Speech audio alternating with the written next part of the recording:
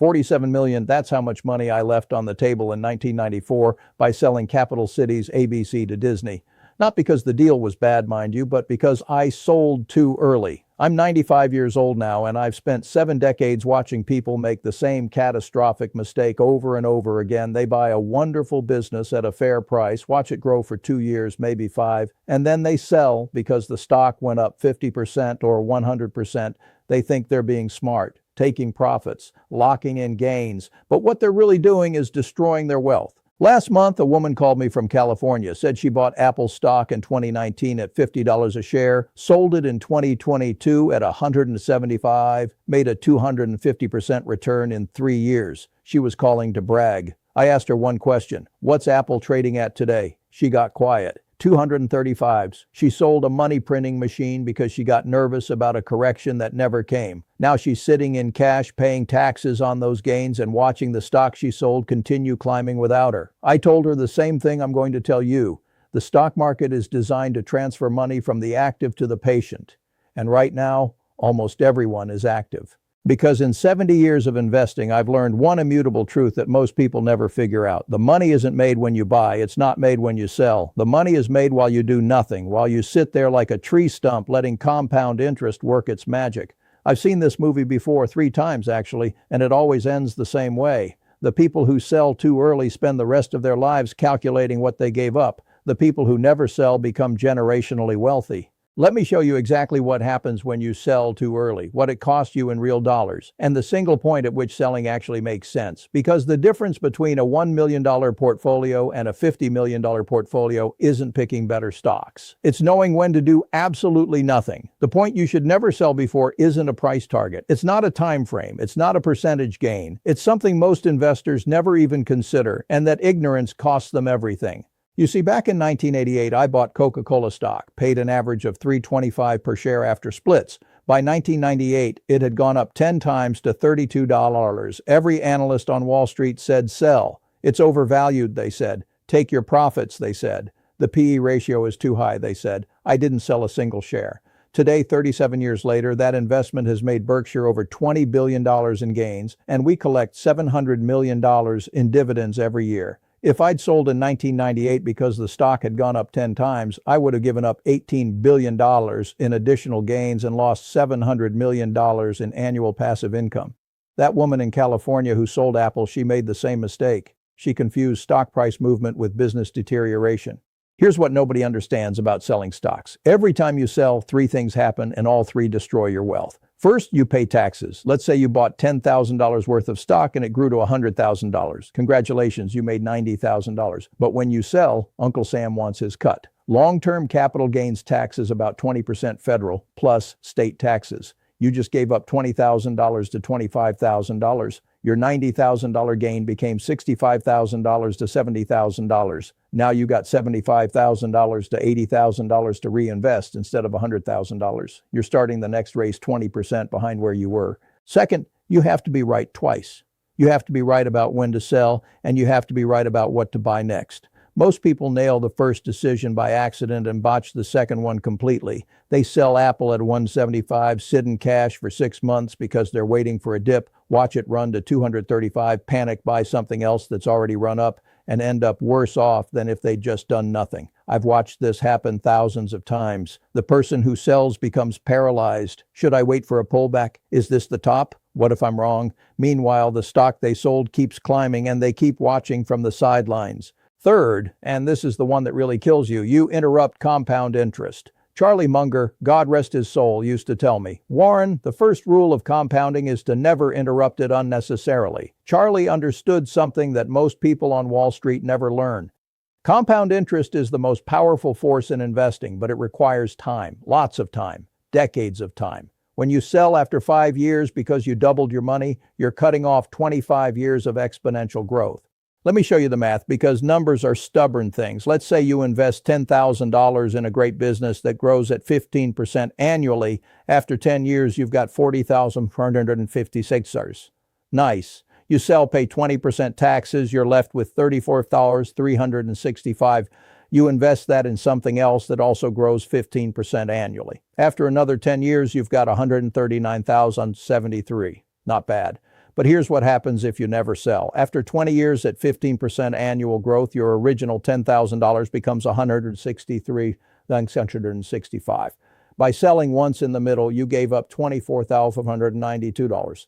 That's a 15% difference from a single sale. Now imagine you're selling and rebuying every few years like most investors do. You're destroying 30%, 40%, maybe 50% of your potential returns. But Warren, you might say, what if the stock gets overvalued? What if the PE ratio gets too high? What if there's a bubble? Let me tell you about 1998. Coca-Cola was trading at a PE ratio of 45, absurdly high. Every metric said sell. The dividend yield was under 1%. The stock had gone up tenfold in 10 years. It was by every traditional measure expensive. I held. You know why? Because the business fundamentals hadn't changed. Coke was still selling 1 billion servings of beverages every single day. It still had pricing power. It still had a moat around the business that nobody could cross.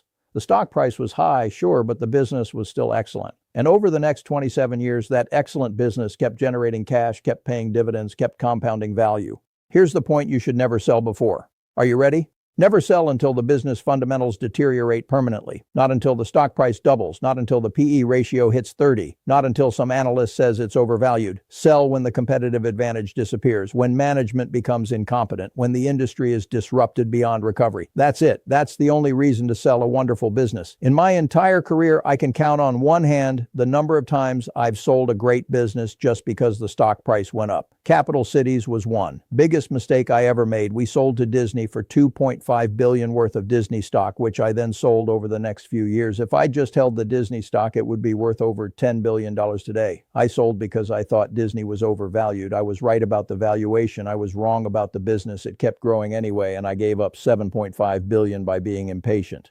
Let me tell you about a man named Ronald Reed, janitor in Vermont. Never made more than $30,000 a year in his life. Died in 2014 at age 92 with an $8 million estate. How? He bought stocks of companies he understood. Colgate, Procter & Gamble, Johnson & Johnson, and he never sold them. Not when they doubled. Not when they tripled. Not during the 1987 crash. Not during the 2008 crisis. He just held. For 50 years. That's the secret. A janitor making $30,000 a year became an $8 million man because he understood something that Harvard MBAs don't. Time in the market beats timing the market. Now let's talk about what actually happens in the real world when people try to be clever about selling. According to a study by Dalbar, the average stock market investor earned 3.6% annually from 2000 to 2020. The S&P 500 returned 7.5% annually over the same period. Why the gap? Because investors bought high, sold low, tried to time the market, and traded too much. They turned a perfectly good 7.5% annual return into a mediocre 3.6% return by being active. If you just bought an index fund in 2000 and went into a coma for 20 years, you'd have beaten 80% of active investors. The data gets worse. Fidelity did a study of their best performing accounts from 2003 to 2013. Want to know what these top performers had in common? They were dead, literally. These were accounts of people who died and nobody knew it, so the accounts just sat there untouched for a decade. The dead people beat the living people because they couldn't sell. They couldn't panic. They couldn't be clever. Their stocks just compounded in peace. Here's what really concerns me about modern investing culture. We've got apps that make trading free and easy. We've got influencers on YouTube telling you to take profits, secure gains, realize your returns. We've got financial advisors who get paid to trade your account. And all of this activity, every single bit of it, is destroying wealth. I don't have a trading app. I don't check stock prices every day. I don't even own a computer. My job is to buy wonderful businesses and do nothing. That's it. That's the whole strategy. And it's made me $145 billion. Let me give you some more uncomfortable numbers. If you bought Amazon in 1997 at the IPO price of $18 per share and held until today, you'd have a 440-fold return. Every $1,000 would be $440,000. But here's the thing. Amazon stock fell 95% during the dot-com crash. 95%, from $100 to $5. Everyone who sold during that crash because they were taking losses or because Amazon looked doomed, they missed out on a 440-fold return. The business fundamentals hadn't changed. Jeff Bezos was still obsessed with customers. The company was still growing. The stock price was irrelevant. Same story with Apple. If you bought it in 2000 at $1 per share after splits, it's now at 235s, a 235-fold return. But along the way, it fell 80% during the financial crisis. It dropped 45% in 2012 when Steve Jobs died. It crashed 38% in 2018 on tariff fears. Every single one of those crashes was an opportunity to sell and feel smart for avoiding further losses. And every single person who sold missed out on life-changing wealth. The uncomfortable truth that nobody wants to hear is this: your brain is wired to make you poor. Evolution programmed you to avoid losses more than seek gains, to panic when prices fall, to get greedy when prices rise, to follow the crowd for safety. All of those instincts that kept your ancestors alive on the savannah, they destroy you in the stock market. The only way to overcome your biology is to have a rule, a line in the sand. And that line is simple: never sell until the business fundamentals deteriorate. Let me be crystal clear about what business deterioration looks like, because this isn't subjective. First, competitive advantage erosion. When Coca-Cola was losing market share to Pepsi in the 1980s, that wasn't fundamental deterioration. Coke still had a moat. But when Kodak's film business got destroyed by digital cameras, that was fundamental deterioration. The entire business model became obsolete. Second, management failure. When Wells Fargo got caught in the fake account scandal, that wasn't fundamental deterioration. The banking business was still strong, but when Boeing's management put profits over safety, leading to the 737 MAX crashes, that was fundamental deterioration. The culture that made Boeing great was destroyed. Third, industry disruption. When newspapers started losing advertising revenue to Craigslist and Google, that was fundamental deterioration. The business model was permanently impaired. But when retailers like Target struggled during the 2008 recession, that wasn't fundamental deterioration. It was a temporary problem in a cyclical business. The difference matters. Temporary problems are buying opportunities. Permanent impairment is when you sell. I own Wells Fargo stock. I owned it during the fake account scandal. People asked me why I didn't sell. Simple. The scandal was a management problem, not a business problem. Banks will still exist in 50 years. People will still need checking accounts and mortgages. Wells Fargo's competitive advantage, 8,000 branches and 70 million customers, didn't disappear because some middle managers committed fraud.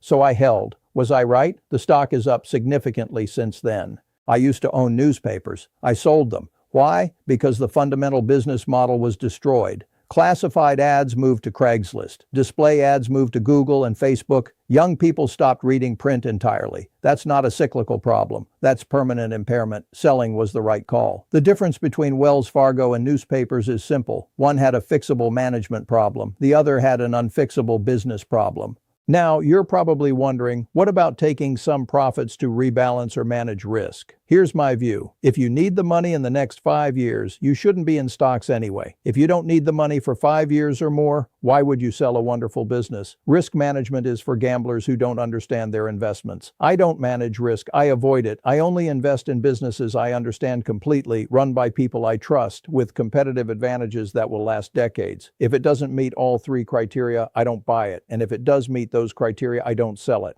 That woman in California who sold Apple, I told her something she didn't want to hear. She made a terrible mistake.